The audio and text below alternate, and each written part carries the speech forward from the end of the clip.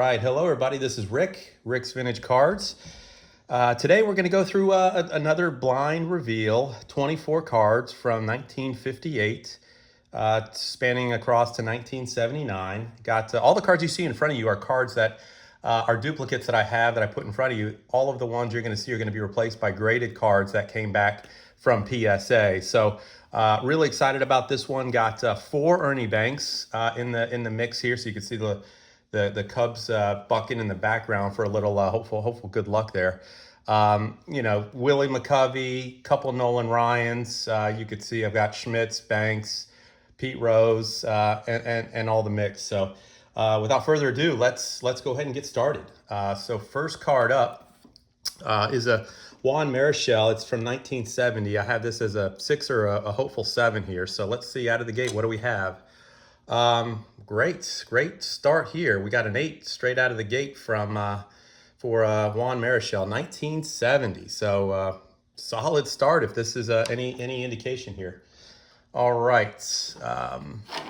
Next up, we have a Tony Perez from 1972. So you can see that card right there. This is a duplicate of mine that I had graded. So I have this one as I put 8 all day. So we'll see if I can't keep a little mini streak going of 8s here.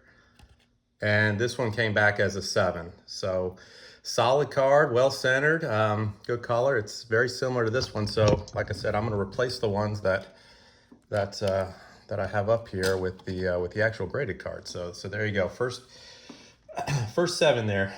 Okay, here we go. This is a great card. This is right there, Willie McCovey's card. It's his rookie card from 1960. The one I have in front of you, I haven't got graded. It's in incredible shape. I'm not sure, you know, when I'm going to get it graded, but I do plan to get it graded at some point. This one, you can see there's a little bit of paper wear on the back of this one. It's not in great shape. I have this as probably a 3. The corners are not in the best of shape, and it came back as a 2. So, you know, you could see sort of the difference here between the two, and this one came back as a 2. I had it as a 3. Not surprised it came back as 2. I don't think there's any creases on it. It just you could see it's not in the best of shape, and that paper issue probably hurt it, you know, knocked it down as well. All right. Okay, this one we have a 65. This is Pete Phil Neikro's rookie card. He's on here with Clay Carroll. I have this one as a 5 just because I have a note here that the corners were not in the best of shape, and it came back as a 4. So it's a nice looking card. It's you know, it's got some good centering, but you know, the corners the corners are a bit roughed up. All right, I got a couple Jim Kaats that we're going to hit on today. This one is his 1965. I also have his rookie card from 1960 that we're going to go through. So this one I have listed as a 6 with a hopeful maybe 7. Let's take a look here and see. And again, shocking, surprisingly, this one came back as an 8. So the last reveal I was a little surprised. The last video that I did, I had a few 8s that I was, you know, very surprised to see come back. But you know, great card from 1965. This was one of my more, you know, favorite designs that came out of the 60s. I think the 60s designs in general were pretty solid with all the different colors and designs that they put together. But Jim Kaat, 1965. We got an 8 on that. Great. All right, next up we have a 1963 Juan Marichal. So let's see, you can see in the background here, this is the same one that we're going to take a look at right here, the Juan Marichal. So let's just kind of put this guy right there and see where we have this. I have it listed as a 7. So pretty strong score for a 63, and it came back as a 6. So I have this one about the same centering as this one, but you know, I thought that the corners, the edges, the coloring on it was all very, very solid. So 6 is doable. All right, this is one of 2 cards from the 1950s. This is a 59 Rocco Colavito. So I don't think it's got the best. It's a little faded. You know, the coloring on the back has been kind of worn out a little bit. I've got it as a 6 with a maybe 7, and it came back as a 6. So not surprised there. Good card, good coloring, and you know, 58 for Rocco Colavito, 1959. All right, a couple Nolan Ryans that I mentioned to you guys. This one is a 76 Nolan Ryan. Solid card. I have it as a 7. No issues that I can really see on the back. I think there's a little centering possibly on the front, and it is a little bit off centering, and it came back as a 7. So solid, solid number with the Nolan Ryan as a 7. So there you go. Replace that guy.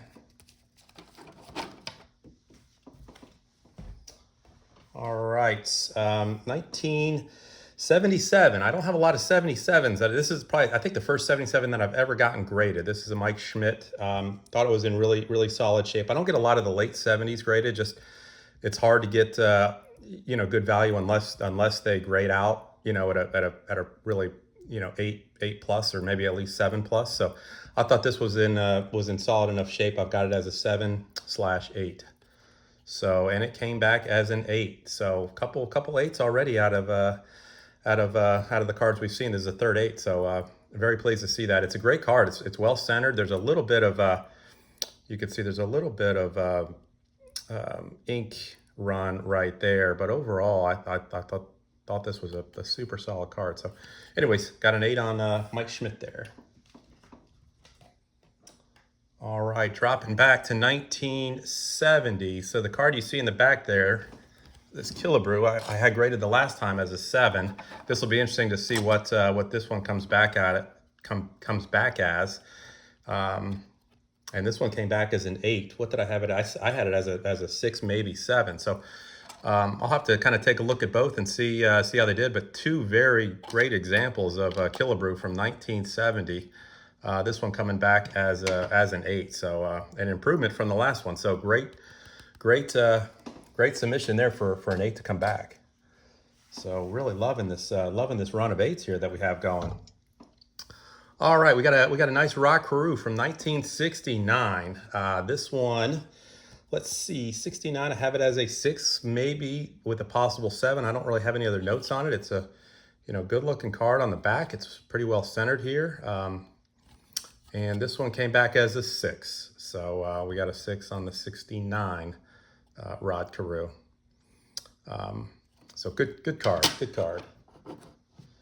All right, another 1960 card that I've got. I've got a lot of 60s, but most of the 60s that I have in the collection are not in great shape. So I've got a few more we'll go through here. This Maris is probably, you know, maybe a 5. It is centered, but the corners I noted are a little bit soft. So let's take a look, and it came back as a 4. Really cool card. I love how they interchange the colors within the person's name, and you know, I think this is the last year where the entire set that they did was completely horizontal versus the vertical cards. But got a 4 on the Maris, so that's about what I expected there. All right, this is another 60. This is that Mantle. It's an all-star card with Mickey Mantle and Ken Boyer. Probably in the same range as the Roger Maris that we just took a look at, and actually a little bit less. This one came back as a 3. So as I've said in my other videos, anytime you get a chance to slab a Mantle, even if it's a shared card with another all-star, I feel like it's a valuable. It's a value add to do that. You know, the Mantles just continue to be always in demand. Kind of like the Nolan Ryans that you see as well. All right, so we got a 73 bench right here. This card I've had graded. I've got another one here in the back that is an ungraded version of it. Let's see. I typically on the 73s, I always seem to get a 6 coming back. So I do have this as a 6 with a maybe on a 7. But let's take a look, and right on the money. Pretty consistent PSA in terms of the 73s that I have that I've had graded coming back. So we got a Johnny Bench coming back as a 6. It's a solid card. You know, it's I think the centering is great. I think the corners were really solid. The back, you know, you could see a little bit on the corner there, where it's been touched up a little bit there. But anyway, 6 on the Johnny Bench from 73. All right, here we go. Oh, this is a Willie Mays. So this card has a crease in it, so it's probably gonna score no better than a 1. I don't think they go much higher than a 1 if there's a crease, and it's a pretty good crease on it too. I don't know if you can see in the back there, kind of going right down the middle. So let's just take a look, and it came back as a 1.5. Awesome card. Just you know, just unfortunate that it did have the crease, and you know, without it, it'd probably be in that probably 4-ish range, but that obviously takes a lot out of it. But Willie Mays, 1.5 on 1960.